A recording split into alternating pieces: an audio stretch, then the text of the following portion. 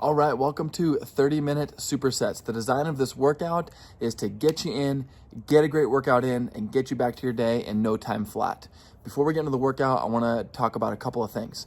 Number one is the overall flow of this video is supposed to look and feel like a one-on-one personal training session. What I mean is I'm going to break down each section individually, and then I'm gonna prompt you to pause the video and complete the prescribed number of sets, and then come back to the video once you're done. You're obviously welcome to rewind the video. You can click on the individual exercises in the spreadsheet to look at progressions, regressions, and the overall technique. But I'm gonna give you how to do the warm-up, for example, and then you'll pause the video and do the warm-up. And then I'm gonna give you, okay, here's the next pair of exercises, pause the video, do those sets, and so on and so forth. You'll notice on the workout card, where the exercises are listed, there's a table. In the middle is the exercise as prescribed, the intensity level, and then to the left is going to be regressions. These are easier variations, typically. I want you to train smart. Yes, we want to train hard. Yes, we want results, but we have to keep the long game in mind here. And what I mean is sometimes, whether it's because you're tired or just because the movement's too hard that day, you're just not gonna have it. That's okay. Take it from someone who has been chronically injured from lifting with his ego. It never ends well, and you're always better off regressing when needed. On the other side of that, ideally, as you do this workout more and more, you're gonna get in better and better shape. And to the right, you'll notice progressions. These are harder variations of the exercise. Only do these when you know that you can easily do the prescribed exercise with good form. Until then, there is no need to progress, so do not be in a hurry to do that. For this workout, as you saw by the title, we're gonna utilize a very popular workout format, one that I use all the time with myself and my members. It's called supersets. So quick definition, just to be thorough, a superset is when you take two exercises and you perform them back to back. Sometimes with rest in between, sometimes with no rest in between. That really depends on if you're trying to get more strength and muscle, or you're trying to get more conditioning, or if you're strapped for time, you're obviously gonna wanna shave the rest down a little bit. But the idea here is we're packing a lot of work into a short amount of time. If you're using this workout in a public gym, it's very resourceful for utilizing little to no space and equipment, so you don't have to worry about holding down 10 pieces of equipment.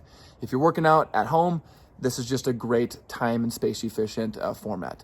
It also combines strength and conditioning, so it gives you a little bit of both, which is always nice. So in regards to the warm-up, obviously the worst warm-up is no warm-up at all. But I do know that sometimes you're gonna be strapped for time and you just wanna get in and bust this out. So at the very least, I want you to do this 3-part mobility routine. It attacks your spine, your hips, and your shoulders. It gets your joints nice and lubricated. It gets things loosened up, and it gets the blood flowing. So you're gonna do 5 of the spinal cars, 5 each side of the shoulder car, and 5 each side of the hip car for a minimum of 3 rounds.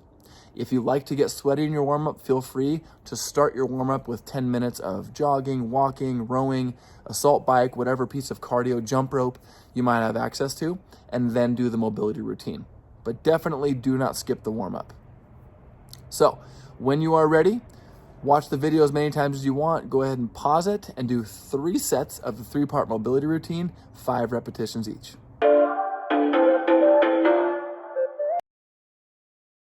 All right, great job. So hopefully we're breaking a little sweat, we're feeling loosened up, mentally we're ready to attack this workout. Let's get into the first superset. So you'll notice it's a lower body with an upper body exercise paired back to back.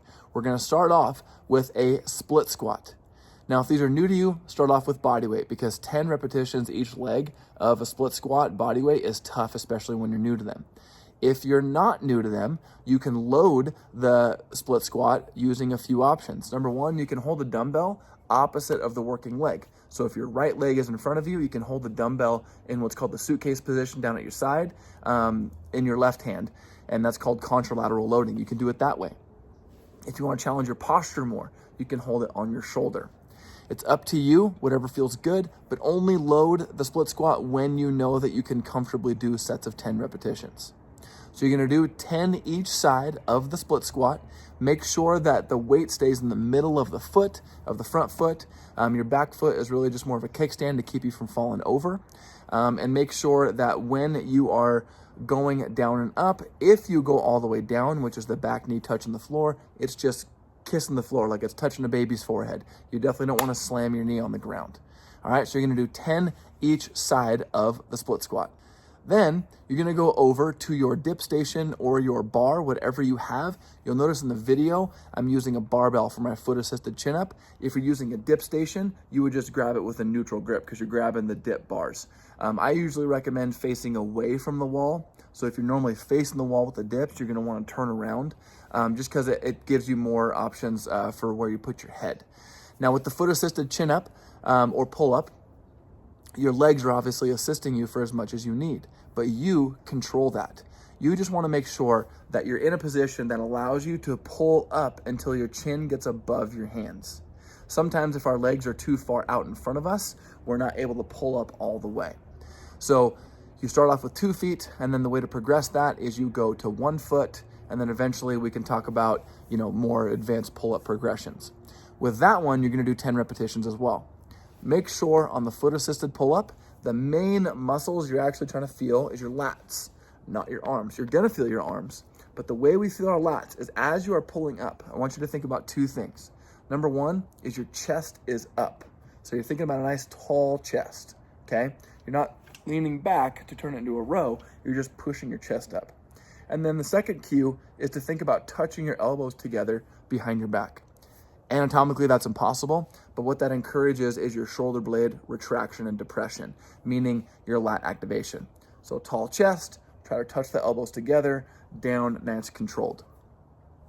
You're gonna do 10 each on the split squat, rest about 10 to 30 seconds, a little more if you feel like you need it, up to a minute, do 10 pull-ups, and then rest 60 to 90 seconds. Unless, of course, you are trying to get this workout done quickly or you're trying to increase the conditioning. Feel free to cut the rest time down to 30 to 60 seconds. So when you are ready, go ahead and get set up and do 4 sets of the split squats and the pull-ups, and we'll see you for the next superset.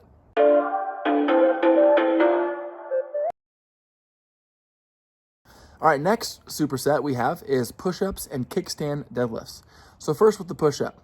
Obviously, if you're on the floor, that's the hardest version of a regular push-up before we get into the more advanced progressions. If you can do 10 clean repetitions, feel free to start on the floor. If you cannot, find a bench, find a couple of chairs, a bar. You can use a TRX or a pair of gymnastic rings if you have it. But a good rule of thumb when it comes to making the push-ups easier is the more upright you are, meaning the farther away from the floor your upper body is, the easier the push-ups get. In a set of 10 repetitions, you want the first 5 or 6 reps to be kind of easy, the last 4 to 5 to get challenging. So you get to decide, but use that as your barometer.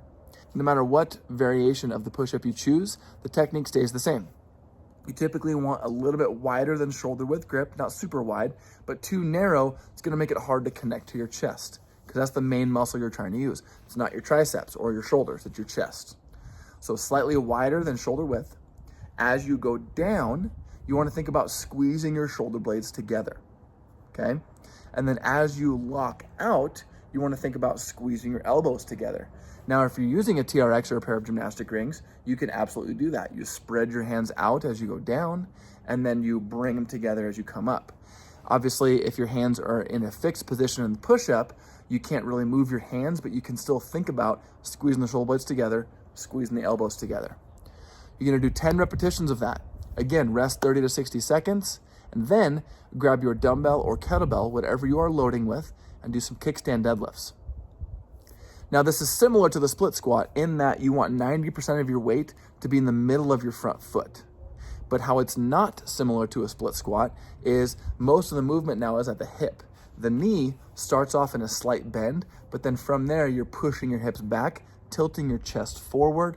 You want to feel your hamstrings and your glutes on the front leg start to tighten up as you go down, and then you push the floor away through the middle of your foot to stand back up. This one, you're gonna do 10 repetitions of each side. Again, rest for 60 to 90 seconds, unless of course you're trying to shave the rest time off. So when you are ready, you're gonna do 4 sets of 10 push-ups and 10 each side of the kickstand deadlifts. Go bust those out, pause the video, and I'll see you for the last superset.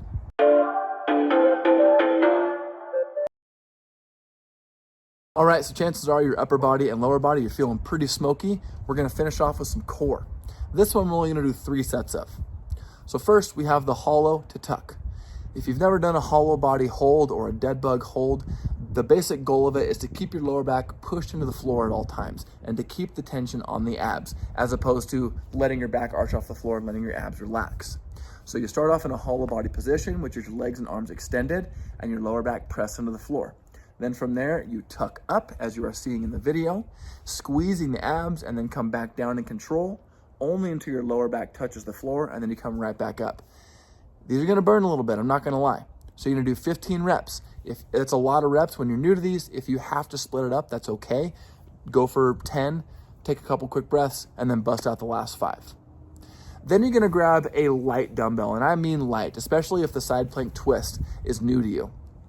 You're gonna grab a 5, maybe 10-pound dumbbell. That's where I started. You're gonna get into an active side plank position. So what an active side plank position is you are pushing the floor away with your shoulder and you're pushing your hips up towards the ceiling. What you want to feel before you begin the movement is activation down the side of your torso and your hip that's facing the floor. So if your right arm is on the ground, that means you're feeling everything on your right side. Once you have a stable side plank position, take your dumbbell, as you see in the video. It's called a side plank tap or twist because you're tapping the armpit and then coming right back up. You're doing 10 reps each of this. And if that's tough with body weight, you do not need to worry about adding weight yet. As with everything else, wait until you can comfortably do sets of 10 before you add weight. If you're not sure where you're at with this movement, start with body weight because you can always add more. You're gonna do 3 sets of this one back and forth. I don't know that you need to rest 90 seconds with this one, but feel free to rest 90 seconds if you need to. So bust out 3 sets of that, pause the video, and I'll see you for the cool down. All right, great job. You're feeling good. Virtual high five. I'm gonna keep the cool down really simple. I'm a big fan of simplicity. I'm actually just gonna have you do one very slow round of the 3-part mobility routine from the warm-up. So you're gonna do 1 set of 5 repetitions for each, but go very slowly. We're taking advantage of being nice and warmed up, nice and loose, hopefully to make more mobility stick. All right, and then in terms of recovery requirements, you need to sleep. I'm sure you know that already, but sleeping is the only time your body actually rebuilds itself. You're not burning fat and building muscle in the gym. You are actually burning calories and breaking down muscle. So you need sleep. You also need protein. The classic prescription works. You want to work up to at least 0.7 grams per pound of body weight or goal body weight. So if your goal body weight is 200 pounds, that means you need to work up to at least 140 grams. If that sounds like a lot, I know from experience, I promise you, it is worth working up to it. You will be able to achieve and maintain the nice, strong looking and feeling body that you've always wanted. And that is a cornerstone. And then finally, the daily mobility. Something you've probably heard me say already if I've chatted with you is mobility is mo-ability. If you want to help ensure that you don't get hurt, tweaks happen sometimes, but if you want to make sure that you don't sustain full-blown injuries, you want to make sure that you can get the most out of your workouts and recover quicker, build your muscle most efficiently. 10 minutes a day is all I'm asking. You can do it in front of the TV. You can do it before bed. It really doesn't matter when. But you're going to scroll down to one of the bottom pages of this program and do that mobility. Aim for every single day. Great job. I have frequency recommendations for this workout as well. It really depends on what else you're doing in your program. But great job. And I'll see you for the next session.